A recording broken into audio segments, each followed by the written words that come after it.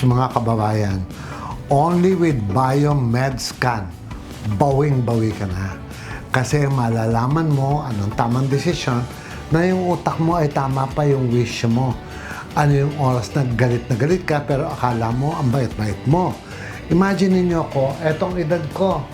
Pero yung stress hold na kinakarga ng katawan ko ay pang 85 years old na. But after the treatment, this will go down again.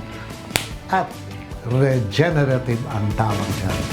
Yung BioMedScan ay sinusukat nito sa ating katawan yung level ng utak natin at level ng emotion. Sasabihin ng doktor at na nagtitrace, papakita nila sa draft, anong oras ka dapat maggagawa ng desisyon regarding business. So you are in full alert. Pag ikaw naman yung magdedesisyon tungkol sa emotional quotient, yung mga family problem, may oras lang siya na dapat mong magdedesisyon. Otherwise, your decision will be wrong.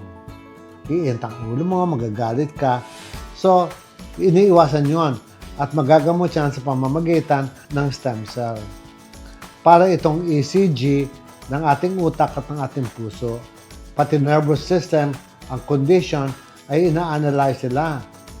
At i-evaluate din your hormonal regulation para sa neurodynamic analysis. Psychological, mental, ay sinusukat ng BioMedScan, which I have never experienced in my life.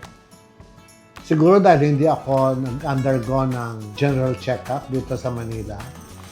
Pero nung ginawa ko in 3 days, pati emotional mo, intellect mo, matitrace lahat.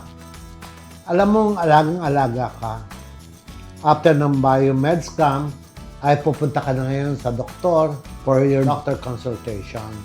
Kasi bago ka magpunta sa Villa Medica, Bangkok, ay ipapadala mo na yung mga blood analysis na pinagawa mo dito sa Metro Manila.